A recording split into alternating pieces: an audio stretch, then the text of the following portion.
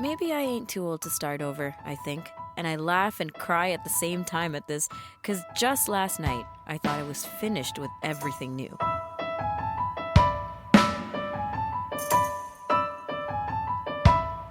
Welcome to AMI Audiobook Review, the weekly podcast where we chat all things audiobooks and start off the episode with a quote of the day.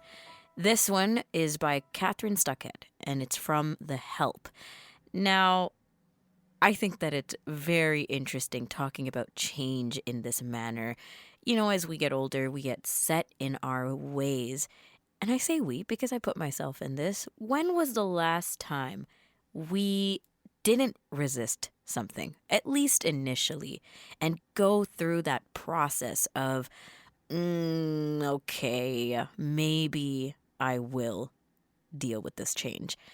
The resistance to change that we hold inside of us, that we carry with us, sometimes not even realizing why it's so deeply difficult for us to figure out change, for us to understand it, for us to change. And that's everything. Speech, our words, our language, our actions, our behaviors, our days and the normalcy of our days, our people, our friends, our family, and whoever else is in our lives. Why don't we stay where it's comfortable, we think? And if we have to change, when does it get easier for us? And these are big, big changes. Maybe they were changes that we weren't ready for, that we weren't warned about.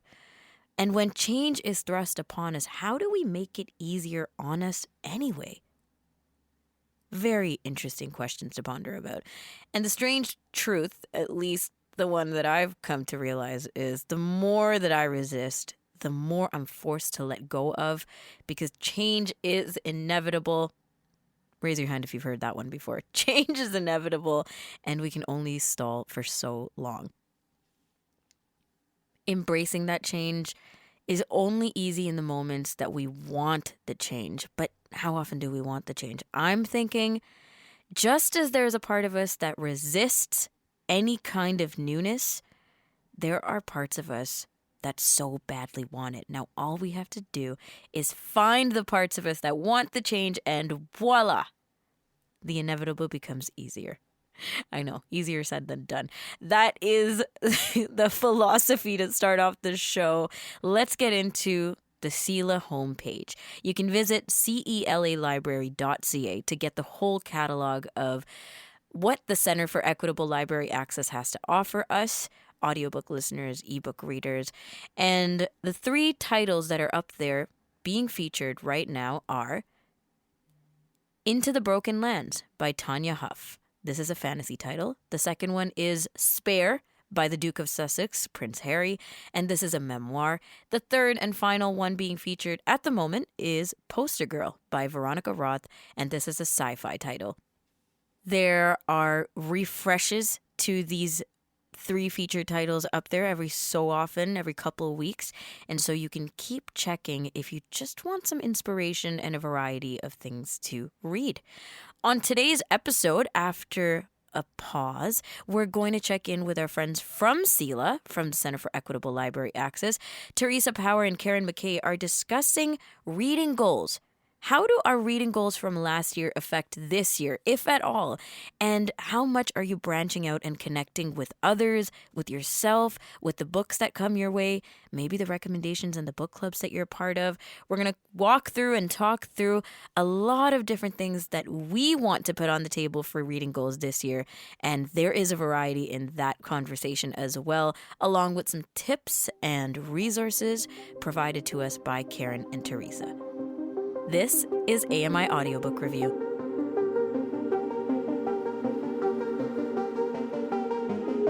This week on AMI Audiobook Review, we're checking in with our friends Theresa Power and Karen McKay from the Center for Equitable Library Access. And as we mention on every show, celalibrary.ca for that gigantic catalog of books that you can check out. Now, Theresa is the content and access librarian. Karen is the communications manager at CELA. And today we're going to get to reading goals. And we gave everyone a heads up that this is what we talk about this week. But before we get to reading goals, shall we go through, Karen, the Canada Reads shortlist that was released last week? Yeah, for sure. So there was 5 on the short list. The debates are going to take place on March the 27th to the 30th, and you can follow along by pretty much any of the CBC streaming platforms. It's on their TV, the radio, and on CBC Books, the website page. So there's 5 books. They're all defended by Canadian celebrities. So the first one up is actor Keegan Connor Tracy. He's defending Greenwood by Michael Christie. And then the dancer Gurdeep Pandher, everyone knows him. He's championing Hotline by Dimitri Nazarala. TikTok creator Tasnim Geedy, I'm hoping I'm saying that right, is championing Mexican Gothic, which is a little bit of an older book, not super old though. Actor Michael Greyes is championing Station 11, which is an older title, and that's by Emily St. John Mandel. And the last one is called Ducks. It's by Kate Beaton. And this one, unfortunately, we do not have in our collection. It's a graphic novel, and we don't have enough time to produce it before the debates happen. But you can check your library and see if they might be able to help you with that one if you wanted to read it. But we do have the 4 out of the 5, so you can read them and you can take part in the debates, whether they're happening in your community or you're just yelling at the television. Okay, fabulous. What else? Anything else you want to highlight before we move on? That's it for right now, but we'll have more stuff for you next month. Okay, fabulous. Well, we know that Canada Reads is one of the big things that people take part in. Challenges, I guess, is what we call it. But it's one of the big ones that people take part in and keep track, which leads us into our conversation for today, reading goals for 2023. Now, this is not necessarily a resolution, doesn't have to be. I think it can be tweaked and kind of dealt with, changed around throughout the year. But maybe let's talk about what we have at the moment. First of all, I want to open up the table and talk about how we set up reading goals for the year, and do we do that, and how do we do it? So let's go around the table. Theresa, starting with you. Right. So actually, this is quite obviously the first year that I'm intentionally setting reading goals, because because of work in the nature of what I do. I'm involved in many different kids and YA reading programs, so I predominantly read those age levels. And this year, I was like, you know what? No, I need to really change that. I really need to read the things that I really want to read. I don't want to continue missing out on those books. So that's kind of where I'm coming from. Yeah. Okay, I like that. I think that having, pleasure reading, as I call it, is so important. Now, I only pleasure read, so so I can definitely attest to how important it is. And I mean, it's not to say that the reading that I do for these programs is not pleasure reading. It's often quite enjoyable, but it's also takes up so much of my time. It's reading hundreds and hundreds of books over a year, which is quite time consuming. And yeah, I just want to be able to talk about other books as well. Yeah. Karen, do you go through similar, recognition and realization with what you're reading and how much time put into, mandatory or compulsory reads versus what you just wanted to? Yeah, so I'm actually taking college courses outside of work, and so there's a lot of reading for my schoolwork, and reading. So I'm finding that I don't have a ton of pleasure reading time. So my resolutions this year are to read more for connection. I don't want to put a lot of sort of shoulds on my shoulder. I want to read what I want to read, but I have a couple of books picked out for this year that I'm reading to connect with people in my life. So a close girlfriend who lives far away, we're going to read books and chat about them together. Oh. Yeah. And like book club style? Kind of, yeah. Just so that, I mean, we get together sort of once a month, once every 6 weeks, but we always end up talking about books, but we haven't read the same one. So we're gonna make an effort to read the same book so we can chat about that when we're together. And my youngest daughter's in university. She's taking all kinds of really interesting courses, philosophy and women and gender studies and that sort of thing. And so, in order to sort of stay connected to her and talk to her about some of the stuff that she's learning, I'm reading some of the books that are recommended by some of her profs as well, as a way to sort of stay connected to the stuff that she's learning and to expand my own learning, because it's been years since I've taken those sorts of courses. So those are on my to-do list. And then there's a couple of authors coming up that they've got new releases coming out that I want to read, but I don't have a defined list, and I don't have I must read a book a week. That just doesn't fit in my life.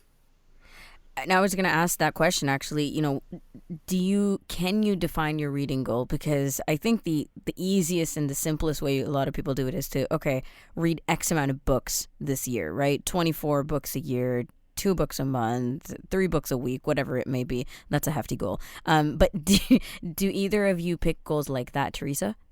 Yeah, I think like a lot of people do that. It's like Goodreads, 50 books a year or something like that. And I don't know that I have an end goal or a certain number that I'm aiming for.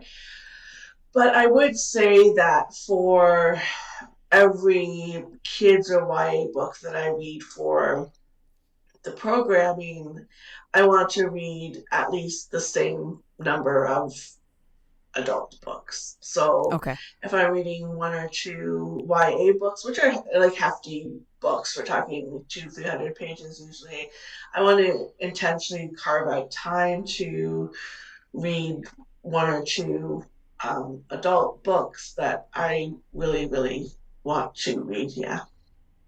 How well did you both do last year with your reading goals? Do you remember what they are? 'Cause sometimes by the end of the year, I don't remember what exactly I said I would do. But I feel good about how much I've read, or the expansion of genres or authors or types of recommendations that I've taken in. And book clubs are really specifically what does that for me, get me feeling like, yeah, I checkbox a lot this year. Karen, do you remember how you did last year? I didn't do great because I was taking all of these courses. I mean, I read, but I read a You lot of read. business-oriented books or course-specific books, or books for other work that I do outside of SELA. And so my pleasure reading was pretty limited last year. What I did start doing, though, actually, was reading short stories or poetry before I went to sleep, because I wasn't reading long books. And so sometimes it was just a poem or two, but I have a stack of poetry books beside my bed. And even that, just that 5 minutes of reading was lovely. So, yeah. I appreciate that. Yeah, some kind of daily quick poetry or whatever is so nice. How about you, Theresa? Yeah, I think I was in a similar boat. I don't think that I did very well in terms of even really setting goals, but also just going back to, reading books that I really would like to read outside of those programs that I am a part of. And I certainly found myself really falling into, the genres and the authors that I really love. And so I think that's fine. We all read in those niches. We all have genres that we particularly enjoy, and we all have Mm-hmm. particular authors that we really love. I find that the authors that I really love are not very prolific in terms of how much they write. So it can be like years and years before they come out with something new. So I just kind of fell into those reading ruts. So one of my intentions this year really is to reach out for books that I'm interested in, but I normally wouldn't reach out to read because I just didn't have the time for it. So I only really had time for those very specific authors and those very specific genres. So what I want to do is reach out for those kinds of books this year as well. Mm-hmm. Yeah. I hear you, because one of the great things about doing a weekly episode for the show is that you hear from all kinds of people, and the kinds of books that they're into or that they're reading. And we usually get through at least 1 to 2 recommendations an episode. And obviously, like, I haven't even touched 3/4 of what's offered out there in terms of just genre alone. I feel like by default I go to things that I like. If there are two choices in a book club, I'll pick the one that I'm just leaning towards naturally, organically. But there is so much wonderful commentary out there and important subjects that I haven't gotten to yet. So absolutely agree that the expansion and the intention behind what you read is so important to keep in touch with throughout the year. So let's go over our reading goals maybe, and talk about some of the specific things we're looking forward to. Theresa, we'll start with you because you have some books you want to check out. Yeah, I mean, I think two that are on my list is Bad Cree. And Bad Cree, I'm not too sure if this is an adult book or if this is a YA book, actually. But it's about a young girl, a teenager, who is bringing back items from her dreams. And she starts being haunted by people and by crows from these dreams. So she reaches out to her community to find out what's happening. So I really want to carve out time to be able to read this book. And one of the authors that I absolutely love, and this is one of the authors who's not necessarily prolific, but what he's written has been absolutely amazing and award winning, and Mm. I love, is Vincent Lamb. And what's crazy about him is he's a doctor in, like, actually, quote unquote, real life. This is the job that he does. He's also an award winning Canadian author. It's incredible. And so he has a book coming out at the end of February called On the Ravine that I'm really looking forward to reading. And currently, and talking about book clubs as well, I'm reading The Seven Husbands of Evelyn Hugo. So Oh, a friend of that was a book mine, club choice last year for yeah, us. a friend of mine who's a librarian has started kind of an online book club. And I'm not usually like a book club person because it's, again, forcing me into maybe books that I wouldn't necessarily reach for, but this is what we're doing this year. So Mm-hmm. I have just started reading that book as well. People had some fabulous reviews on that book, so I'm curious to hear how you enjoyed Yeah, it. yeah. Okay, cool. So for me, I don't have too many specific books on the docket, or any, to be honest with you. However, I think that some of the things that I've read last year that have kind of stamped me in preparation for this year is memoirs. Just going through memoirs, and I think I'd even dare to say unusual memoirs for me, not just people that I'm following or celebrities that I know of, but actually picking up books by people who I maybe don't even know a thing about, and simply because they're reviewed well, or sometimes I'm just in the mood to Google greatest memoirs of all times or something like that, and see what people have commented on those in the industry of certain different things or whatever. But I enjoyed reading several memoirs, and I did not plan to do that last year, so I loved it. And I think that that'll be more what I lean towards, nonfiction and informative, and getting into people's lives and thought processes and journeys as well, like just hearing people's stories. So that's kind of where I'm headed. Nisreen, did you have anything specific that you're looking forward to reading? I wanted to actually talk about how different my goals were from last year to this year. Okay. And last year I had a goal of, reading this many books per month, and listening to this many books per month, and I obviously didn't reach that goal just because it's so unpredictable. The busyness of my schedule and what things happen, I can't really focus on that goal of how many books I would listen to. However, this year I said, okay, you know what? Every month I'm gonna work on a specific book, reach that, and kind of maybe listen to 2 books per month. And specifically what I want to focus on is Spare, because I think this would be an interesting book to listen to. And I know it's been trending for some time, and I was debating about listening to it from the very beginning. But you know what? I said I would give it a try. And the one book that I really want to listen to is I'm Glad My Mom Died by Janet McCurdy. Hmm. So that one is a very powerful one that I've heard so many good reviews on it. So yeah. Okay. There's too many books and not enough time, quite frankly. Right. I know. That's the thing. Clearly. That is the thing. You guys got me hooked. if You guys we got me hooked. if there wasn't work, you know, we would just be spending all of our time reading, right? So Pretty much. yeah. Yeah, exactly. Work. What's that again? But it's true. And I really like how you've, catered your goal based on last year to this year, Niz, because you're saying, well, I want to get through something, right? And that was kind of me for a while last year as well. It's saying, as long as I get through the book club books, then I know that the books are piling up, the have read list. Because your to read list is always going to be bigger. How about you, Karen? You have some reads that you're looking forward to, as you mentioned. Yeah, so one of them, sort of speaking to your memoir idea, is called Unraveling. This just dropped just a couple days ago. It's just been published.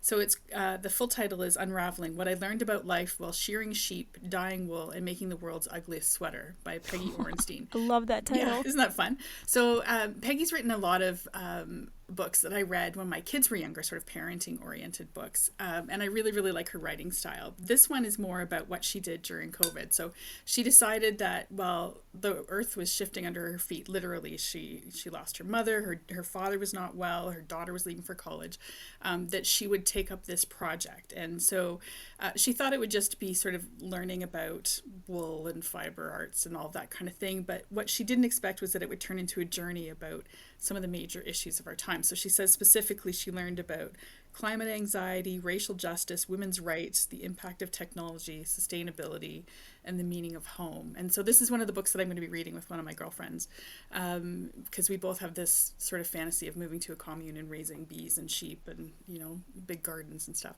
So, but Peggy Ornstein's hilarious. So I'm looking forward to that one. And then another one that I'm reading in the vein of talking to my daughter about the stuff she's learning is called Cassandra Speaks by Elizabeth Lesser. And this was published last year. And so folks may be familiar with the Greek myth about Cassandra, that she can see into the future, but no one believes her. So that's where the title comes from. So this book is Elizabeth Lesser's sort of musings on what if women were the ones that were telling the stories that we pin our lives to these days? How would we have changed the structure of power and feminism? And so she specifically, she asked questions about what if it was Eve that told the story about picking an apple, or Pandora that told the story about opening the box. And so this is one that I've actually started, and it's quite engaging. And it's written by an older feminist writer. I mean, she's in her, I think she's in her 50s, maybe her 60s. And so she has that lived experience that she's bringing into these discussions. So it's an interesting one to talk to my daughter about, who's just 19, right? So she's got very young feminist ideals about what the world's going to look like for her. And so, yeah, very interesting. And then the last one is a fiction book that I really want to read. It's not being published until June of this year, and it's called The Whispers by Ashley Audrain, and that's the author of the book The Push, which I think most of us on this panel have read. Yeah, so memorable. Oh yeah. Yeah. Which was a sort of a thriller suspense book, but also anchored in family relationships and motherhood and connections. And this was one of those ones I just could not put down, this book. And so I'm looking forward to seeing how she does with her second novel. Yeah. Oh my gosh. Same here. Now that you've mentioned it, I'm like, that's definitely a one of the anticipated reads for me of 2023. I really appreciate everyone sharing, your specific goals, some of the books that we've shouted out, and the intentions behind what you wanted to read. And as we wrap up, Karen, maybe we can talk about that intention. What are some things to keep in mind, or just some thoughts around setting reading goals? There's lots of reading challenges that you can Google online and find them. And if you want to go beyond just sort of the number of books, you could do things like read everything by one author or complete a series. There's some great things. New York Times does a place series where they pick an author who's from a particular place, whether that's a city or a country or a region, and they pick books that reflect that place and recommend them. And that's really interesting. They did one on Newfoundland earlier in the summer. So if you're looking for something that sort of takes you out of your typical reading. The other one I want to mention is the Fold, the Festival of Literary Diversity. If you're wanting to sort of expand your understanding of different perspectives, they have a monthly reading challenge. The one for January was to read a book from a debut Muslim author, and the one for February is a speculative fiction book by a Canadian Black author. So they make these category suggestions, and then they also give you book suggestions that fall within that. So that's a really great one if you're looking to sort of really move beyond what your typical, like if you always pick up white authors or young adult authors or whatever, this one would be a great one to follow. And you can find that on their social media.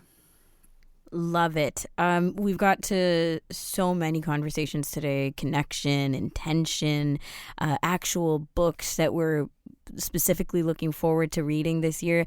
Thank you both for your time, and Niz for chiming in as well. We'll wrap it right there, and then we'll check in with you guys next month. Sounds good. Thank you. Karen McKay and Theresa Power from the Center for Equitable Library Access talking about reading goals and leaving you with some resources for that as well. Next episode, tune in because we're checking back in with Sarah Hillis for Know Your Narrator. We're highlighting the voices behind our favorite listens. And until that episode of AMI Audiobook Review, happy audiobook listening.